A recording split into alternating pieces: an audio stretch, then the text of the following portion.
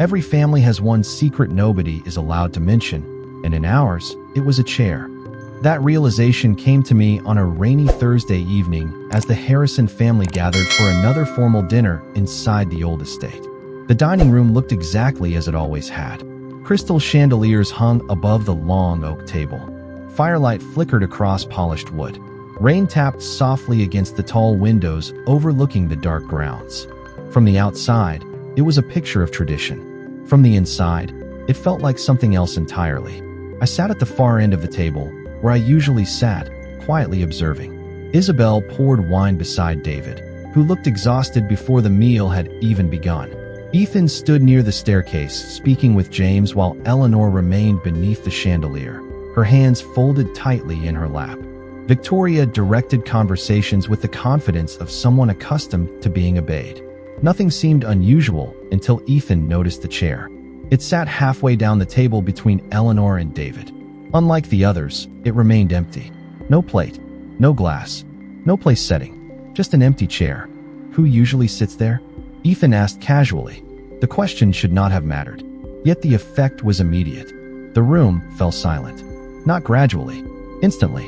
Forks stopped moving. Conversations ended. Even the sound of rain seemed louder.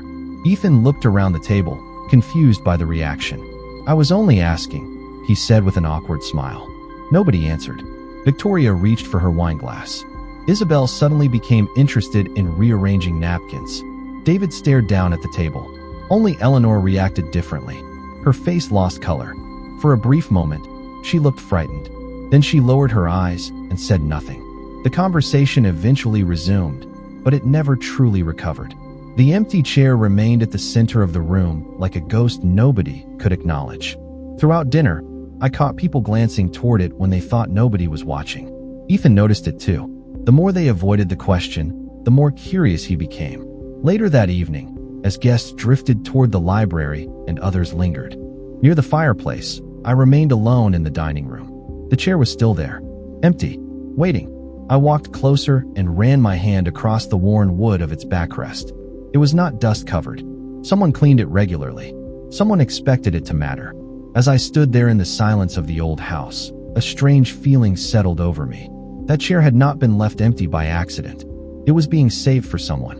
The only question was why nobody wanted to say their name. The question about the chair should have faded by morning, but it did not. When I came downstairs for breakfast, I found Ethan already seated in the library with a cup of coffee and a stack of old family magazines spread across the table. Sunlight filtered through the tall windows, illuminating dust particles that drifted lazily between the shelves. He looked up when I entered. "Nobody wanted to answer me last night," he said, "which means there is definitely an answer." I could not argue with that logic. Families do not become uncomfortable over ordinary furniture. They become uncomfortable over memories. Ethan spent most of the morning searching through books, photographs, and archived newspaper clippings that documented decades of Harrison family history. At first, nothing seemed unusual. Charity events, business milestones, holiday celebrations. The same faces appeared again and again. Victoria, Eleanor, David, Thomas.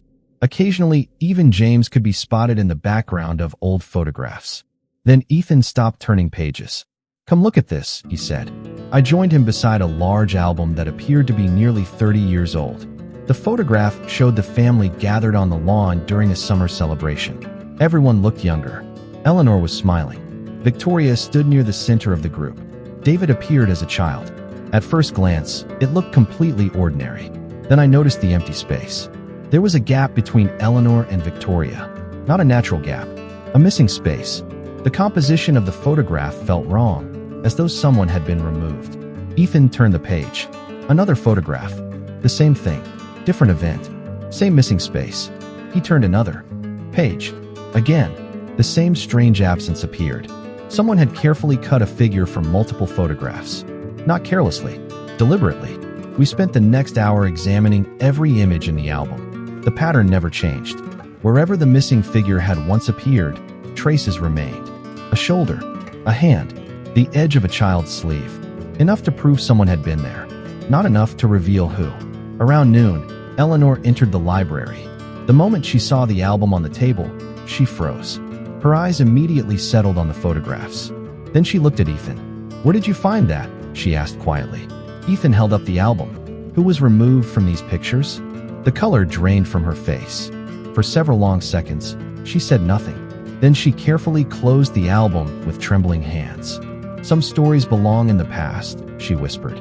Before either of us could respond, she turned and left the room. Ethan watched her disappear through the doorway. Then he looked back at the photographs. "No," he said softly. "Someone worked very hard to erase this person. That means their story is exactly where we need to look." For the rest of the afternoon, neither Ethan nor I could stop thinking about the photographs. The missing figure was no longer a theory. Someone had existed in those pictures, and someone else had spent years making sure nobody would remember them. By evening, a quiet tension settled over the estate. Rain clouds gathered above the grounds again, darkening the sky beyond the tall windows. Most of the family remained inside. Victoria spent hours on phone calls behind closed doors. David disappeared into his office. Isabel moved through the house with her usual elegance, but even she seemed distracted. Only Eleanor appeared truly shaken. I found her sitting alone in a small reading room overlooking the gardens.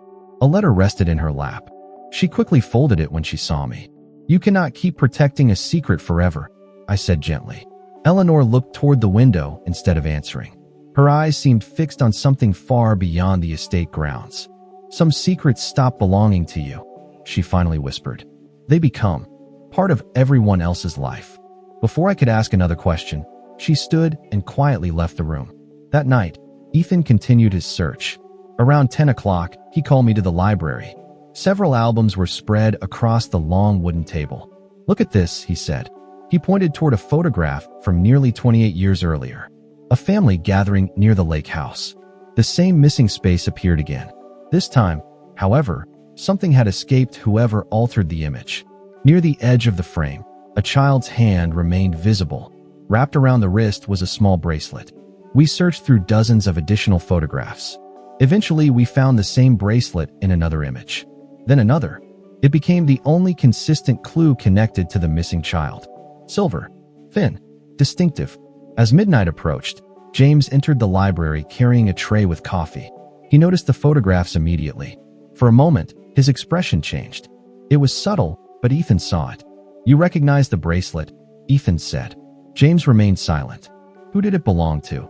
The old butler carefully set down the tray. His eyes moved across the photographs before settling on the bracelet. "There was a time," he said quietly, "when everyone in this house knew that child." The room fell silent. Ethan leaned forward. "Then what happened?" James hesitated. Years of loyalty seemed to battle with years of regret. Finally, he spoke. "Someone decided the family would be better off if that child disappeared." Then he turned and walked toward the door. Just before leaving, he paused. Without looking back, he added one final sentence. "The mistake was believing the truth would stay buried forever." James's words lingered long after he left the library. Someone decided the family would be better off if that child disappeared. The sentence echoed through my mind as the grandfather clock in the hallway marked midnight. Ethan remained seated at the table surrounded by photographs, his attention fixed on the small silver bracelet that had become our only connection to a person erased from history. Neither of us spoke for several minutes. The silence felt heavy, as though the old house itself was listening. Eventually, Ethan stood and began pacing.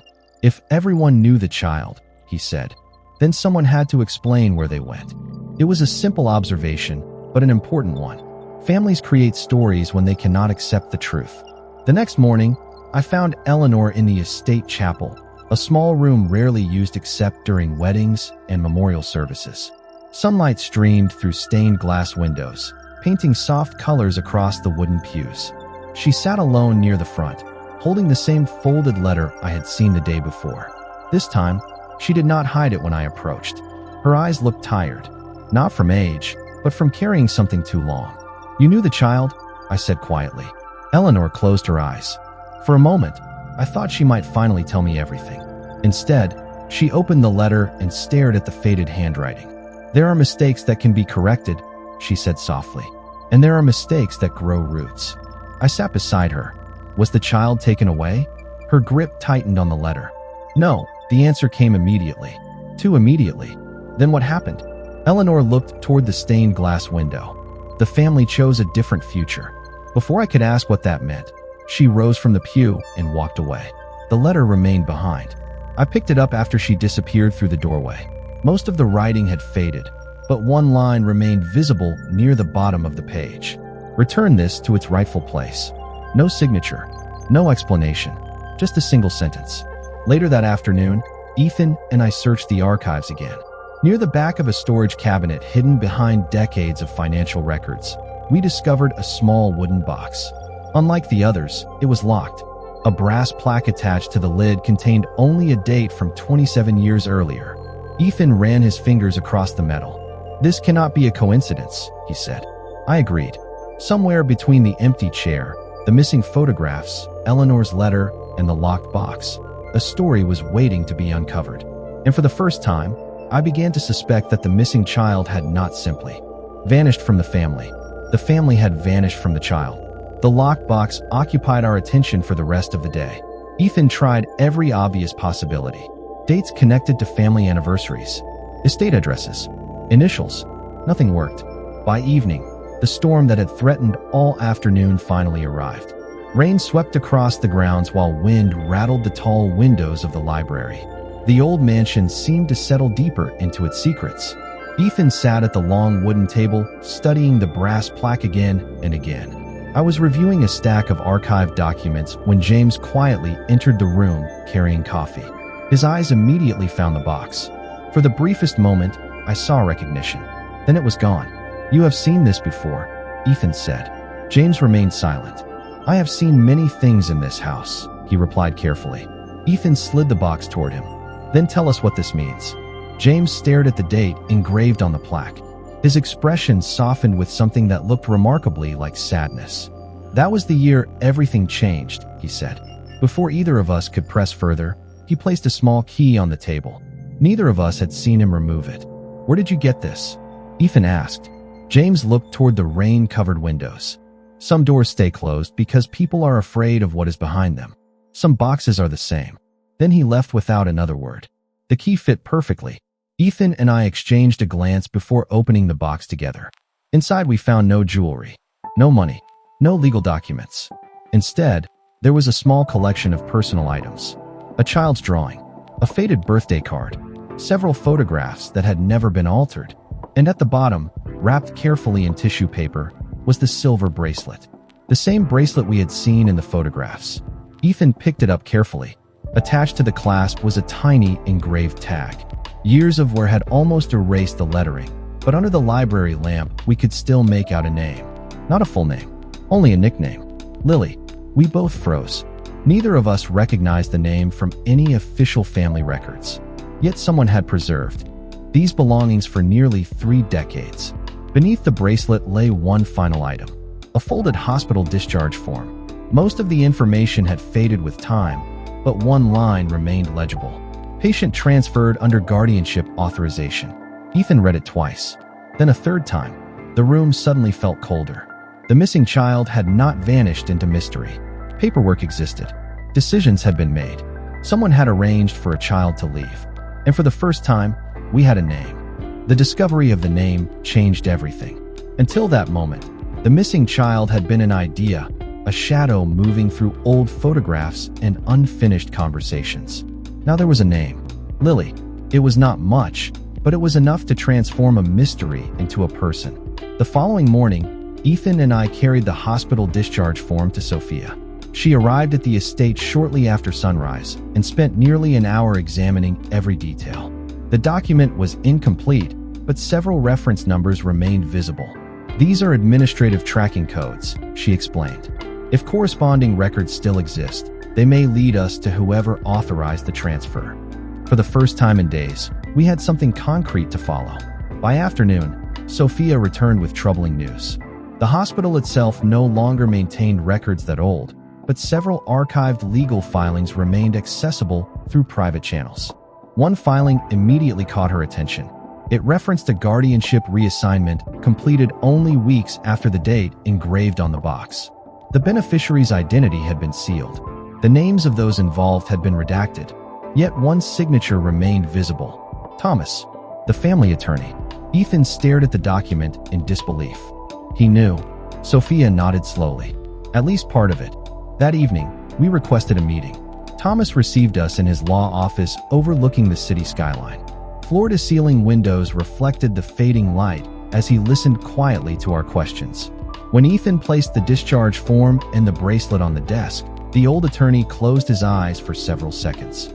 His reaction told us more than any answer could. "Have. Who was Lily?" Ethan asked. Thomas remained silent. Was she the child removed from the photographs? Another silence followed. Finally, Thomas stood and walked toward a cabinet filled with legal volumes. "There are moments," he said carefully, "when powerful families convince themselves they are protecting the future." He removed a thin folder and set it on the desk. Sometimes they are only protecting themselves. Inside were trust amendments dating back nearly 3 decades. Most concerned estate planning. One stood apart from the others. It established a protected inheritance account for an unnamed minor. Ethan read the document twice before looking up. "This child was receiving assets," he said. "Why would someone do that if they wanted her forgotten?" Thomas looked toward the city lights beyond the glass. "Because forgetting her and disinheriting her were never the same thing." The room fell silent. In that moment, a terrible possibility began to emerge. The missing child had not been removed because she had no claim to the family. She may have been removed because her claim was too important. Thomas's words followed us all the way back to the estate. The missing child may have been removed because her claim was too important. Neither Ethan nor I spoke much during the drive. The possibility changed the meaning of everything we had discovered. The empty chair, the altered photographs, the hidden inheritance account. None of it pointed toward a forgotten child. It pointed toward someone the family had been unable to forget. The next morning, Sophia arrived with another breakthrough. After tracing the protected trust through several decades of amendments, she discovered something unusual. The account had never been closed. Every year, funds continued to move through it. Taxes were paid. Legal reviews were conducted. Someone had been maintaining it continuously for nearly 30 years. Which means someone knew exactly where the beneficiary was, Ethan said. Sophia nodded, or at least knew how to reach them. That afternoon, we gathered in the library to review the newest records. James brought coffee and quietly remained near the doorway. When Sophia mentioned the trust's continued activity, I noticed him lower his eyes. He knew more than he was saying. Eventually, Ethan noticed it too. "You have known all along, have you not?" he asked. James looked toward the fireplace. For several moments, nobody spoke. Then he answered, "I knew enough to understand why some people were afraid." Ethan stepped closer. Afraid of what? James finally met his gaze. Afraid that one day the rightful story would return. The room fell silent. Before anyone could ask another question, a voice interrupted from the doorway. "Eleanor." She stood there clutching the faded letter we had seen before. Her expression carried the exhaustion of someone who had spent years fighting with her conscience. Slowly, she entered the room and placed the letter on the table. "I cannot keep doing this," she whispered. Ethan opened the letter carefully. Inside was a copy of a legal declaration dated 27 years earlier. Most of the language was formal, but one sentence stood out immediately. Temporary guardianship transfer pending future restoration of inheritance rights. Ethan read the line aloud. Nobody moved. Sophia looked stunned. Even James seemed saddened by seeing the words again. "Future restoration," Ethan repeated. "That means whoever signed this expected the child to come back." Eleanor closed her eyes. A tear slipped down her cheek. "That was always supposed to happen," she said softly. But too many people became comfortable with the lie. For the first time, the secret no longer felt buried beneath history. It felt close, very close, somewhere beyond the walls of the estate. The missing child had grown into an adult. And if the documents were telling the truth, that person still possessed a claim powerful enough to change the future of the Harrison family forever. The atmosphere inside the estate changed after Eleanor's confession. Nobody spoke openly about it, yet everyone could feel the pressure building beneath the surface. The secret was no longer hidden in old photographs and forgotten documents. It had entered the present. Within 2 days, Thomas requested a formal family gathering. Every immediate family member was expected to attend. No exceptions. The announcement alone was enough to unsettle the household. Victoria reacted first. She requested private meetings with Thomas. He declined. Isabel attempted to learn what Sophia had discovered. Sophia refused to discuss the investigation. David grew increasingly withdrawn, spending long hours alone in his office. Even James seemed unusually quiet. The only person who appeared determined rather than frightened was Ethan. He knew they were approaching the truth. On the evening of the gathering, the family assembled once again inside the grand dining room. Rain tapped softly against the windows just as it had on the night this began. The empty chair remained exactly where it had always been. No plate, no glass, no explanation. Yet this time, everyone seemed aware of it. Harrison sat at the far end of the table, watching the room carefully. Eleanor looked exhausted. Victoria maintained her composure, but tension lingered beneath every movement. Thomas arrived carrying a leather case filled with documents. The conversation stopped immediately. Without ceremony, he placed several folders on the table. "Before we continue," he said calmly, "everyone deserves the opportunity to hear the truth from beginning to end." Nobody interrupted him. Thomas reviewed decades of records, hospital paperwork, trust agreements, guardianship filings, letters, family directives. Piece by piece, the hidden history emerged. The child had never died. The child had never disappeared by accident. A deliberate decision had been made. Certain family members believed removing the child from public view would protect the future of the estate. Temporary arrangements became permanent. Promises were broken. Years passed. The lie became tradition. Ethan glanced toward Eleanor. She lowered her head. Victoria remained motionless. Then Thomas revealed one final document. Unlike the others, this one contained information that had remained sealed for nearly 3 decades. He rested his hand upon it before looking around the room. This record identifies the individual whose inheritance rights were preserved despite everything that happened afterward, he said. The room fell silent. Even the sound of rain seemed distant now. Harrison looked toward the empty chair. For the first time, he understood why it had never been removed. Someone had always expected its rightful occupant to return. And judging by the expression on Thomas's face, that moment was closer than anyone had imagined.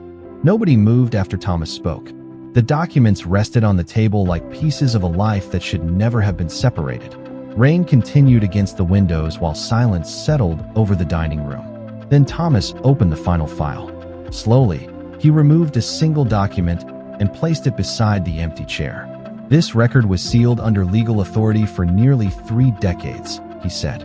It identifies the child whose guardianship was transferred and whose inheritance rights were preserved.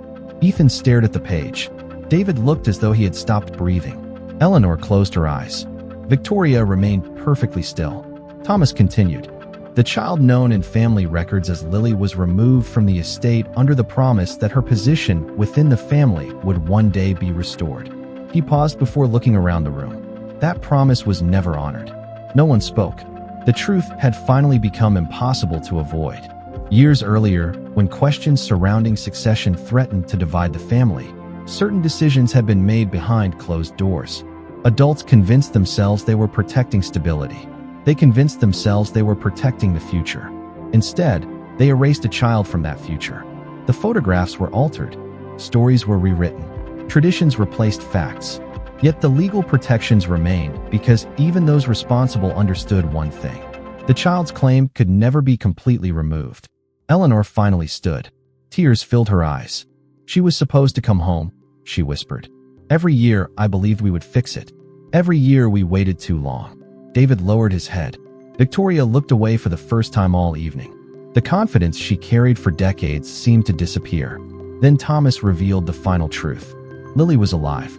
She had lived under a different surname. For most of her life, the trust had quietly supported her education and future without revealing its source. Someone had continued honoring the financial obligation even while hiding the family connection. Ethan stared at the empty chair. Suddenly it all made sense. The chair had never represented grief. It represented guilt. It remained empty because a place had been reserved for someone the family knew they had wronged. As dawn approached the following morning, the storm finally ended. Soft sunlight entered through the tall dining room windows. The family remained gathered around the table, exhausted but changed. The lie that shaped generations had finally collapsed. The missing child had never truly disappeared. She had simply been forced to live outside a story that belonged to her from the beginning. Harrison looked toward the empty chair one final time. For the first time in decades, it no longer felt haunted. Somewhere beyond the estate, the rightful heir was living a life built without the family name. But now the truth had returned home, and unlike the people who tried to bury it, the truth had never forgotten where it belonged.